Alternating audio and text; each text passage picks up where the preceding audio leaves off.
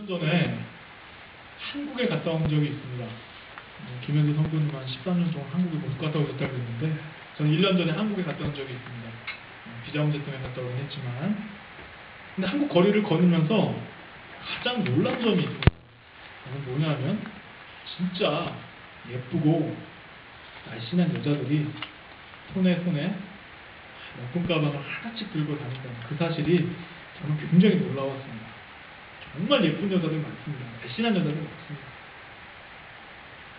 그리고 인터넷에서도 보니까 몇 년 전만 해도 연예인들이 참 자신들이 성형했다는 사실에 대해서 막 극구 부인합니다.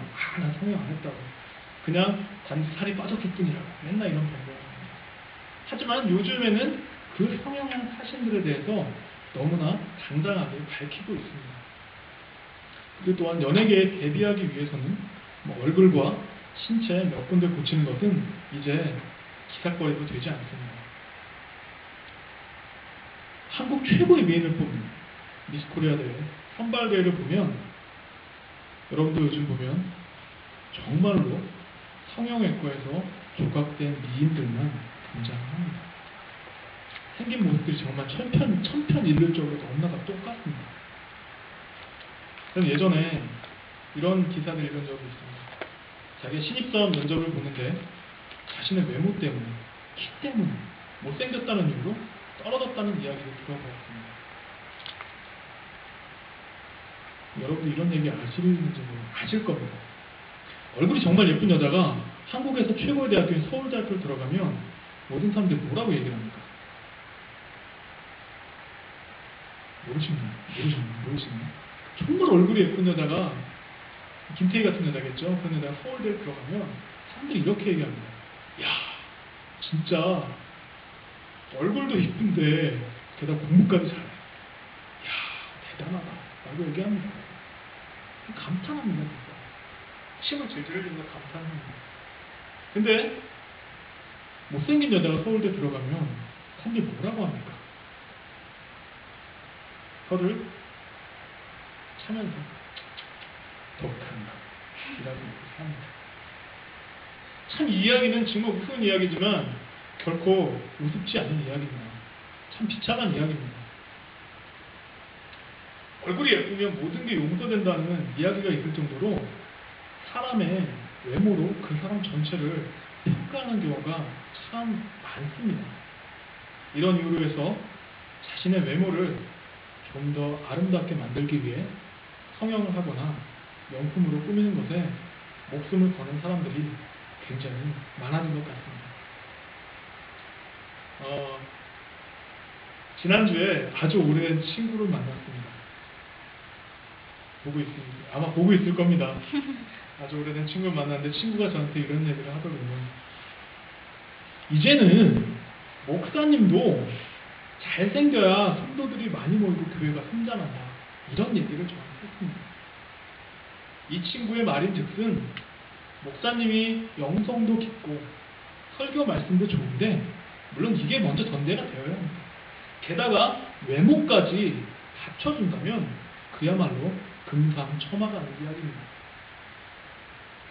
만약 그 친구의 말대로 목사님의 외모가 교회 성장에 도움이 된다면 저희 교회는 부흥할까요? 아니면 안 할까요? 개인적인 생각으로 저는 할 것 같습니다. 하여튼 이것은 여러분의 상상에 맡기도록 하겠습니다. 이 친구 이야기 없이 우리가 사는 시대는 사람의 외모가 다른 사람들의 판단에 많은 영향을 준다는 것을 보여준다는 예가 될 겁니다. 이스라엘 역사상에도 이렇게 외모로 덕을 본 사람이 있습니다. 바로 이스라엘의 초대 왕인 누굽니까? 사울왕입니다. 사울왕이 바로 외모 덕택에 좀 덕을 많이 본 사람입니다. 이스라엘이라는 나라는 아브라함과 야곱과 이삭과 요셉이 이끌던 족장 시대를 거쳐서 기드온, 입다, 삼손 다 들어보았을 것입니다. 같은 사사들이 다스리는 사사시대를 거치면서 이스라엘 백성들은 자신들의 안전과 생존을 위해서 왕을 세울 필요성을 점차적으로 느끼게 됩니다. 사사시대의 마지막 사사인 오늘 본문의 사무엘이 이스라엘의 확고부동한 지도자로 자리를 잡은 후에 이스라엘은 비교적 평화로운 시대를 보냈습니다. 근데 세월이 흘러서 사무엘이 늙어버렸습니다. 그리고 그의 두 아들을 사무엘 대신, 아버지 대신해서 사사의 역할을 감당해서 이스라엘을 다스리라고 했는데 그 망할 두 아들이 그냥 재판 같은 걸 할 때 사람들에게 뇌물을 받고 재판을 해서 이렇게 막 그르치는 일을 아주 자주 했습니다. 그땐 아들들이었습니다. 또한 이렇게 사무엘이 늙었고 또 그의 아들들이 지도자가 될 자격이 없다고 생각한 이스라엘 백성들은 사무엘에게 왕을 세워달라고 요구하기 시작합니다. 사무엘은 왕을 세워달라는 백성들의 요구를 달갑지 않게 생각했지만 백성들의 요구가 너무나 확고했기 때문에 백성들 중에 한 사람을 왕으로 세웠습니다. 그게 누굽니까? 아까 이야기한 사울입니다.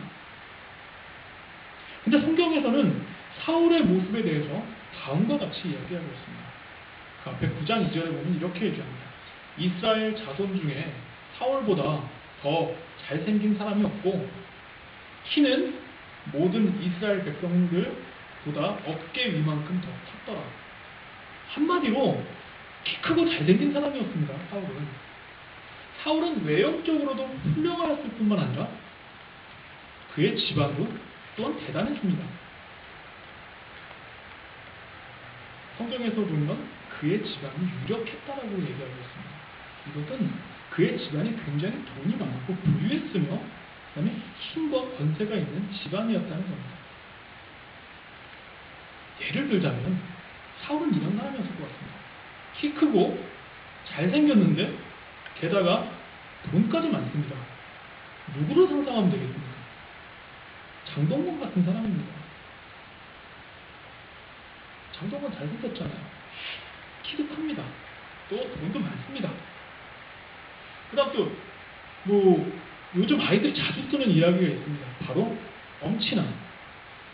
다 아시죠? 엄마 친구 아들. 엄마 친구 아들. 바로 엄마 친구 아들. 장동건 같은 엄마 친구 아들이 바로 사울입니다. 이스라엘의 장동건이 사울이란 말입니다. 사무엘은 외형적으로 훌륭하고 집안도 좋은 사울이 이스라엘 왕이 되기에 부족함이 없다고 생각했습니다.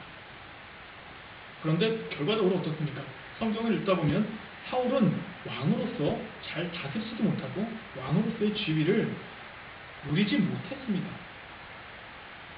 그 당시 왕족 체제는 자신의 아들들에게 왕위를 물려줘야 함에도 불구하고 사울은 왕권을 자기 아들인 요나단에게 물려주지 못하고 다윗에게 빼앗겨버렸습니다. 성경은 이스라엘의 초대 왕이 된 사울이 결정적으로 두 가지의 잘못을 했다고 지적하고 있습니다.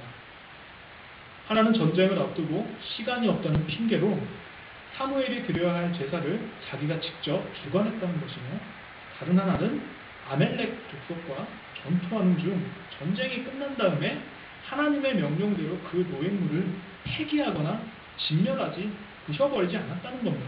좋은 것을 남겨뒀다는 얘기입니다. 이것으로 인해 하나님은 사울의 왕권을 거둬들인다고 말씀하셨고 사무엘은 사울 왕을 포기해버렸습니다. 바로 그 순간에 사무엘에게 임한 하나님의 말씀이 바로 오늘 본문의 말씀입니다. 하나님께서는 사무엘에게 이렇게 말씀하셨습니다. 야, 사무엘아, 이제 더 이상 사울의 일로 상심하지 마라.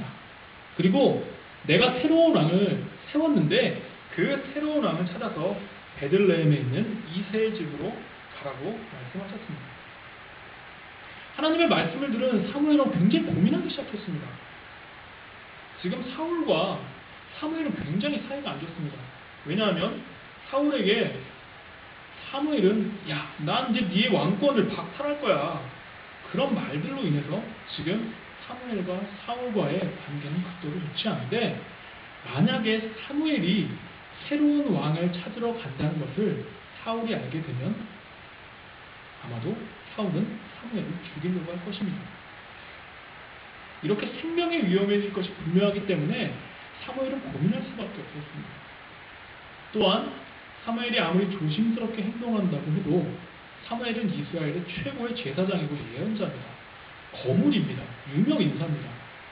아무리 조그만 움직임을 가졌더라도 결국은 사울왕에게 포착될 수밖에 없었습니다. 그러자 하나님께서 사무엘에게 이렇게 일러주셨습니다. 야 사무엘아, 암송아지 한 마리를 끌고 가라. 그리고 하나님께 제사를 드리러 왔다고 하면서 그 이새를 제사에 초청해라. 그러면 내가 이제 네가 할 일을 알려줄게.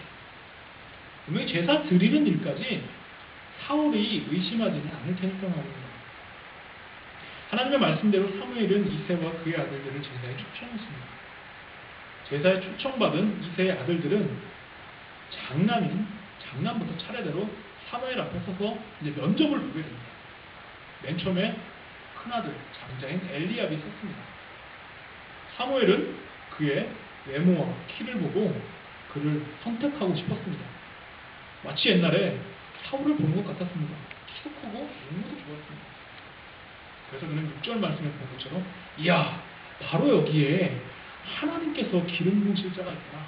그가 엘리압이구나. 근데 그때 하나님께서는 다르게 말씀하셨습니다. 야 사무엘아, 용모와 신장을 보지 마라. 엘리압은 이미 내 눈밖에 난다. 나는 사람들처럼 보지 않는다. 사람들이 겉모양을 보지만 나는 중심, 속마음을 들여다본다. 라고 7절에서 이야기하고 있습니다. 지금 방금 본 7절 말씀이 오늘 사무엘상 16절, 1절부터 13절까지의 가장 핵심이 되는 말씀입니다. 핵심이 되는 말씀이니까 우리 한번 다시 한번 읽어볼까요? 7절 한번 읽어보도록 하겠습니다. 준비, 시작.